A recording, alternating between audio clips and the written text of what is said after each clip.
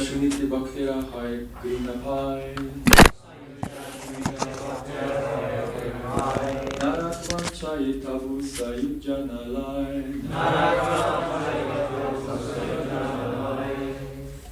Sayuja Shuniti Bhaktira Hai Krina Bhai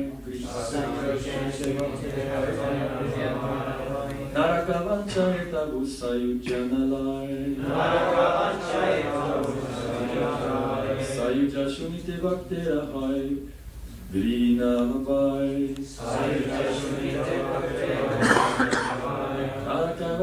Narak Vanchai Tabu Sayujanalai. We have another Dvipasi here, so he establishes the standard for Bengal pronunciation. Sadhujya Shunite Bhakti Hai Krina Bhai Narako Vanchya Tabu Sadhujya Nalai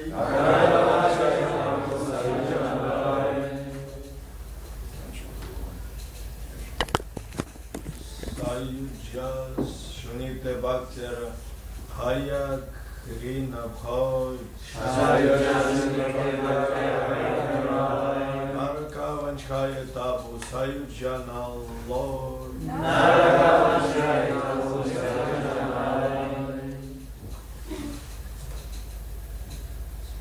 Vaishnavis.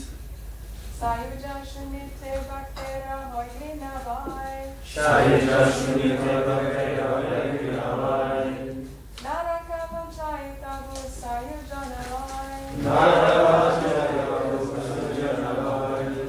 Sayuja Shunite Bhaktera Hoylina Bhai Sayuja Shunite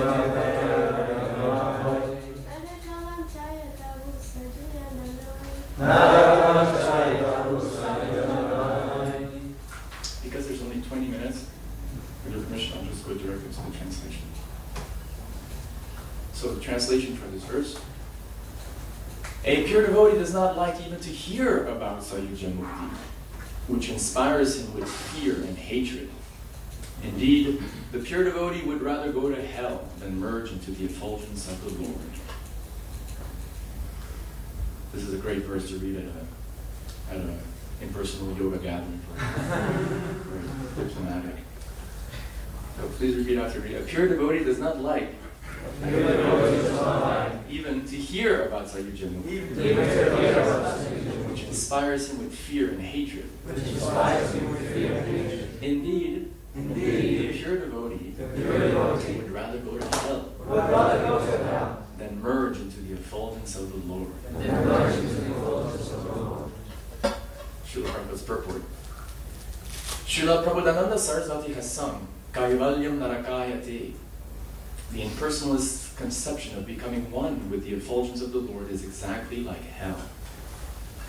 Therefore, of the 5 types of liberation, the first 4, Salokya, Samipya, Sarupya, and Sharshti, are not so undesirable because they can be avenues of service to the Lord. Nonetheless, a pure devotee of Lord Krishna rejects even these types of liberation. He aspires only to serve Krishna birth after birth. He is not very interested in stopping the repetition of birth, for he simply desires to serve the Lord even in hellish circumstances. Consequently, the pure devotee hates and fears Sayuja Mukti, merging into the effulgence of the Lord. This merging is due to an offense committed against the transcendental loving service of the Lord, and therefore it is not at all desirable for a pure devotee.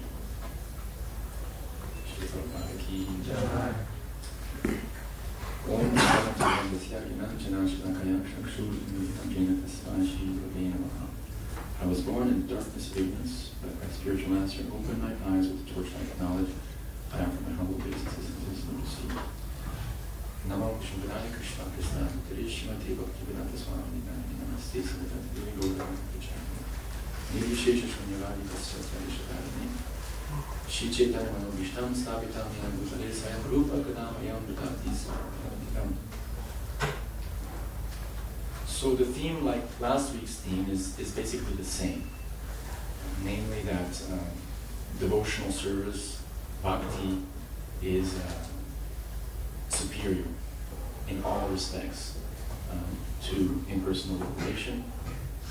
So much so that a devotee who is established in pure devotional service rejects, even hates this idea of merging into the Lord's effulgence.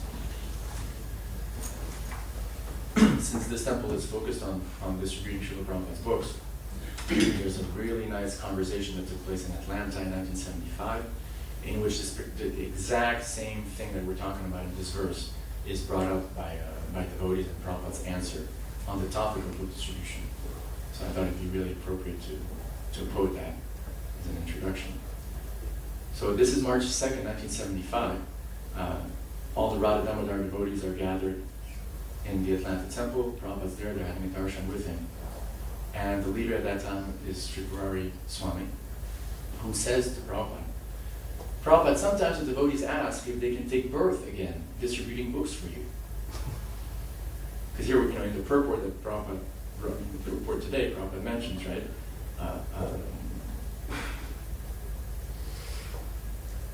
The pure devotee of Lord Krishna rejects even personal type of liberation. He aspires only to serve Krishna birth after birth. So Tripurari Swami is saying here, the devotees ask if they can take birth again distributing books for you. So in this particular context, Prabhupada says this. Very good. That is real devotion. A devotee does not want to go to Vaikuntha or any liberation. They are satisfied with the service. That is pure devotion. And distributing books for the benefit of going to Krishna, that is selfishness. But I want to simply distribute the books without any remuneration, without any of my personal, that is pure devotee. Just like Prahlad Maharaj says that I do not wish to go to the Vaikuntha unless I take all these rascals with me. That is pure devotee. Pure devotion does not mean he is always under the protection of Krishna. What is the use of going to Vaikuntha? Wherever he stays, that is Vaikuntha. That is pure devotional service. Life after life, I may go on with this business. I don't want anything. That is pure devotion.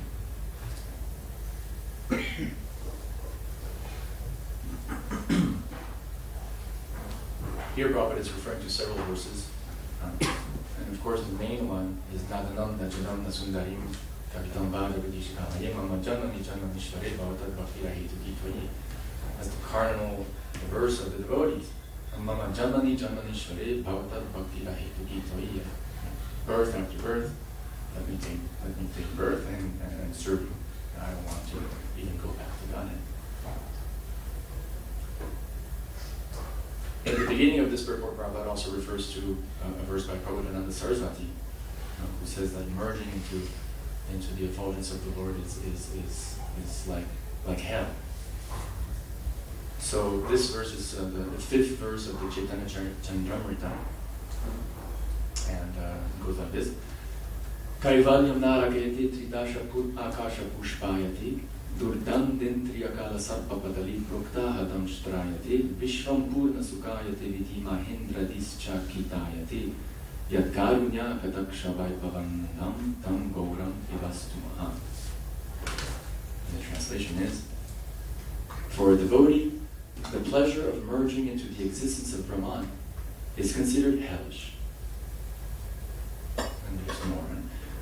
Similarly, he considers promotion to heavenly planets just another kind of phantasmagoria. The yogis meditate for sense control, but for the devotees, the senses appear like serpents with broken teeth. The whole material world appears joyful for a devotee. And even great personalities like Lord Brahma and Lord Indra are considered no better than insects. Such is the position of a devotee who has received but a small glance of the mercy of Sri Chaitanya Mahaprabhu. Unto this most magnanimous personality, I offer my respectful obeisances. In the Bhagavad Gita, 12th chapter, verse 5, Krishna speaks about how the path of impersonal liberation is extremely difficult compared to the path of devotion. Advancement is very troublesome. To make progress in this line is always difficult. So one may say, well, that's why the Vaishnavas prefer to just chant Hare Krishna or to just to be devotees. But it's not that. It's not because the impersonal path is more difficult.